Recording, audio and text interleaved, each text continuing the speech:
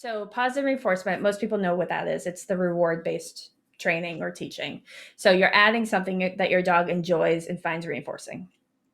So, any behavior that came right before that reinforcement, it's going to be more likely to happen again. Okay. So, the examples here in situation A, we've got, if the dog comes to you when you call them, you throw the ball for the dog, right? Now, that is only reinforcing if the dog actually likes to chase the ball. If the dog just wants to eat the ball or have the ball in his mouth, chew on the ball, that's not going to be reinforcing to the dog. He has to want to do the chase part of it, because if he comes to you and you throw the ball away from him, he might be like, okay, I just brought you the ball. Why did you throw it away again? So it just depends on what the let's go. It just depends on what the dog wants. In this picture, you can tell it's a border collie. The border collie is going to love the chase. So in that case, I think that dog definitely would enjoy that. But some dogs, they want the ball itself, so it's actually not reinforcing for them to throw it again. And then, if a dog sits, you give him a treat. That one's pretty basic. Most of you guys would know about that one by now.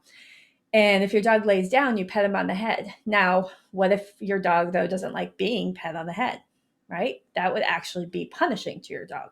So the way that, we think of punishments, we wouldn't think it's like a punishment. It's not bad. It doesn't hurt them. But to them, they don't like that at that moment. Maybe sometimes they do. Maybe if they seek it out, they do.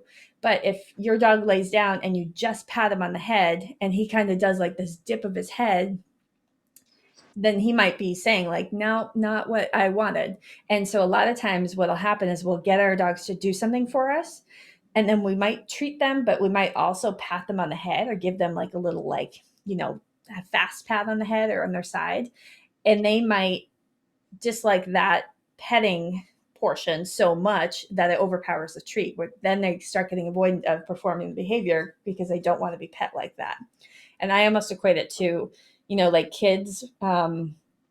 It's not that your dog doesn't like to be pet, but just like kids like to be hugged, right? Like they want to hug their mom and dad, but maybe not in front of their friends, especially when they get to a certain age. They're like, oh, mom, don't touch me.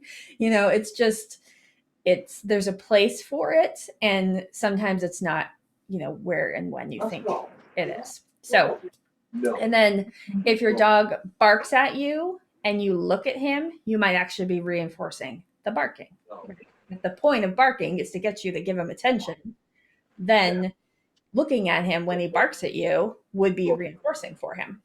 Okay, so that is something to consider. So in that case, you're actually using positive reinforcement to reward the barking itself. Okay, so that is a very important thing to think about. I like what my husband's doing right now with Lesko. Yes, just like that. Yes, they're barking, or Lesko might want attention. Your husband's barking at him. It's fine. Yes. Yeah. Yeah. Yeah. See, you really like that. I saw him perk up to that.